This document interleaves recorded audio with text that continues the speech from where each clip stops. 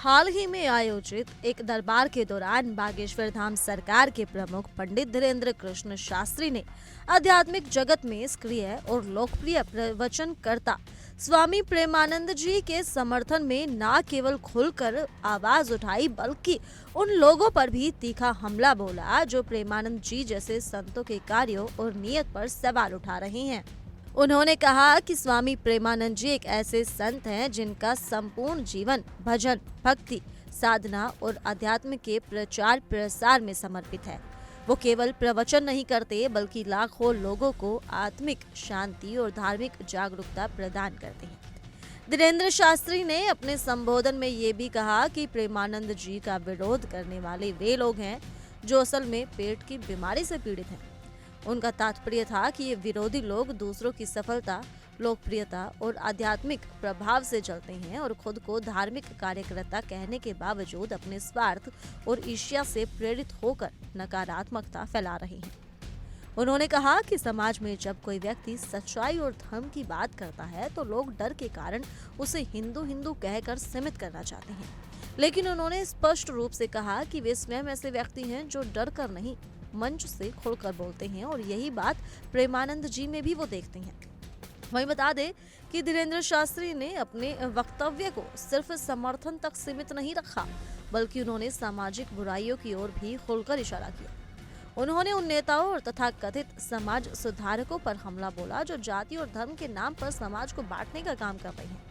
उन्होंने जातिवाद की कट्टरता को समाज के लिए सबसे बड़ी बीमारी बताया और युवाओं से आग्रह किया कि वे राष्ट्रहित और सनातन मूल्यों को प्राथमिकता दें।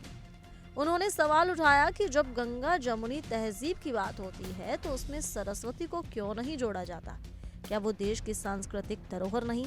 ये प्रश्न न केवल सांस्कृतिक सोच पर सवाल खड़ा करता है बल्कि धार्मिक समरसता की सीमाओं को भी उजागर करता है। वहीं अपने परिचित अंदाज में धीरेन्द्र शास्त्री ने इस बयान पर भी तीखापन और व्यंग दोनों को शामिल किया। उन्होंने कटाक्ष करते हुए कहा, जब हवास के पुजारी हो सकते हैं तो हवास के मौलवी क्यों नहीं हो सकते? ये बयान उस दोहरे मापदंड को उजागर करता है जिसमें समाज कुछ वर्गों के गलत कृत्यों पर चुप रहता है लेकिन किसी एक पक्ष को लगातार निशाना बनाता है। शास्त्री जी ने ये भी कहा कि आज के समय में हर नागरिक के पास माला यानी कि अध्यात्म का प्रतीक और भाला यानी आत्मरक्षा की शक्ति दोनों होना चाहिए। ये संतुलन ही आज के युग की सबसे बड़ी आवश्यकता है ताकि धर्म की रक्षा और आत्मसम्मान दोनों को कायम रखा जा सके।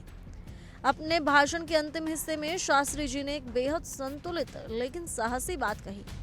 उन्होंने स्पष्ट किया कि हर धर्म में अच्छे और बुरे दोनों तरह के लोग होते हैं।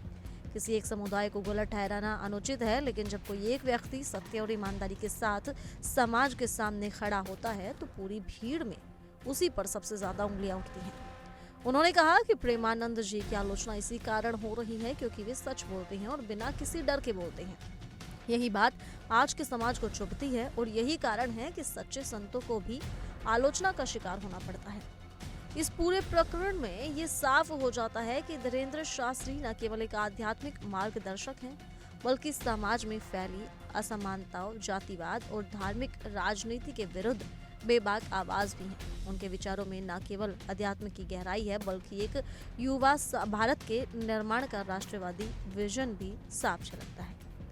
इस खबर को लेकर आप क्या कहना चाहेंगे? आप हमें कमेंट में जरूर बताएं और साथ ही जुड़े रहिए इंडिया डेली के डिजिटल प्लेटफॉर्म के साथ।